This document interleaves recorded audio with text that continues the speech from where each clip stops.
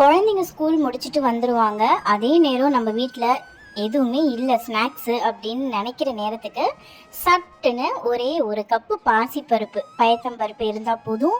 சூப்பராக கர முறன்னு அவங்க டிவி பார்த்துக்கிட்டே சாப்பிட்ற மாதிரியான ஒரு ஸ்நாக்ஸ் ஈஸியாக நம்ம வீட்டிலையே செஞ்சிடலாம். எப்படி செய்யறதுன்னு பார்க்கலாம் வாங்க. அதுக்கு முன்னாடி நம்ம சேனலை மறக்காமல் சப்ஸ்கிரைப் பண்ணிவிட்டு பாருங்கள். இது ரொம்பவே சூப்பராக இருக்கும். ரொம்ப ரொம்ப ஈஸியும் கூட செய்யறது. எப்படி செய்யறதுன்னு பார்க்கலாம் வாங்க. நான் இதில் அரை கப் அளவுக்கு பாசிப்பருப்பு பயத்தம்பருப்புன்னு சொல்லுவாங்க, சிறுபருப்புன்னு சொல்லுவாங்க, அதை எடுத்து ஊற வச்சுக்கிறேன். நல்லா ஒரு 3-4 வாட்டி கழுவிக்கங்க. கழுவிட்டு நம்ம தண்ணி போட்டு கொஞ்சம் ஒரு 2 மணி நேரம் ஊற வச்சுக்கலாம். 2 மணி நேரத்துக்கு அப்புறமா ஒரு 10 நிமிஷம் முன்னாடி நம்ம கொஞ்சோண்டு உப்பு சேர்த்துக்கலாம். உப்பு சேர்த்து ஒரு 10 நிமிஷம் ஊறணும். அதாவது 2 மணி நேரம் பருப்பை ஊற வச்சுருங்க.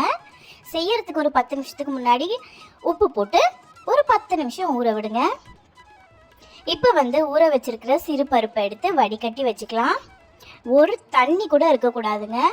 தண்ணி எதுவுமே இருக்கக்கூடாது. நல்லா வடிகட்டிட்டு அதுக்கப்புறமா இந்த மாதிரி வெள்ளை துணி இருக்குது பார்த்தீங்களா, வெள்ளை துணி காட்டன் துணியில் விரிச்சிட்டு நிழல்லையே காய வச்சுக்கோங்க. ஃபேன் காற்றுலையே காய்ஞ்சா போதும், வெயிலில் வைக்க வேண்டாம்.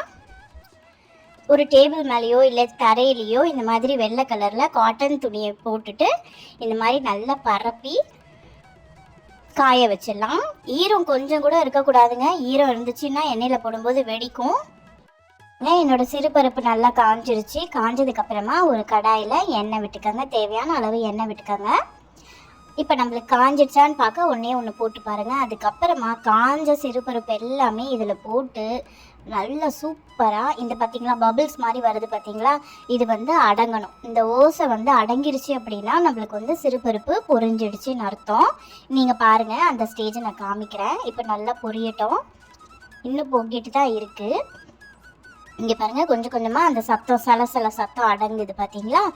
நல்லா அடங்கிருச்சு அப்படின்னா என்கிட்ட அந்த பெரிய வடிகட்டி இல்லை, வடிகட்டி உங்ககிட்ட இருந்துச்சுன்னா அதை வச்சு அள்ளினீங்க அப்படின்னா ரொம்பவே யூஸ்ஃபுல்லாக இருக்கும். என்கிட்ட அது இல்லைங்கிறதுனால நான் ஜல்லி வச்சு கரண்டியில் அளக்கிறேன். இங்கே பாருங்கள், இப்போ அந்த சலசலப்பு ஃபுல்லாக அடங்கிருச்சு. இந்த ஸ்டேஜில் நம்ம எடுத்துடலாம். இங்கே பாருங்கள், சலசலப்பெல்லாம் அடங்கிருச்சு பார்த்தீங்களா. போடும்போது நல்லா பொங்கி வந்தது. இப்போ கொஞ்சம் கூட சலசலப்பே இல்லை. அந்த சவுண்டுன்னு சொல்லுவாங்க இல்லையா, அந்த சத்தம் கூட வரல. ஸோ இப்போ சிறுபருப்பு பொரிச்சு ரெடி ஆயிடுச்சு. ஹல்திராம்ஸில் இது கொடுப்பாங்க, ரொம்பவே விரும்பி சாப்பிடுவாங்க பசங்கள்லாம். கண்டிப்பாக ட்ரை பண்ணி பாருங்கள். இப்போ இதை நம்ம எடுத்துடலாம். சலசலப்பே இல்லை, அடங்கி போச்சு, எடுத்துடலாம். மறக்காமல் இந்த டிஷ்ஷை ட்ரை பண்ணி பார்த்துட்டு எப்படி இருந்தது அப்படின்னு எனக்கு மறக்காமல் கமெண்ட்டில் சொல்லுங்கள்.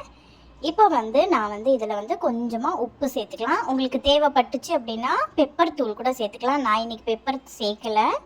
இங்கே பாருங்கள், 1-2 கொஞ்சம் கருகினாப்புல இருக்கும். கொஞ்சம்னா ரொம்ப இல்லை, கொஞ்சம். ஏன்னா அந்த மாதிரி எடுத்து சாப்பிட்டோன்னா அது ஒரு தனி டேஸ்ட்டு. எத்தனை பேர் அந்த மாதிரி ரொம்ப பிடிக்கும் அப்படின்னு சொல்லிட்டு மறக்காமல் எனக்கு கமெண்ட்டில் சொல்லுங்கள்.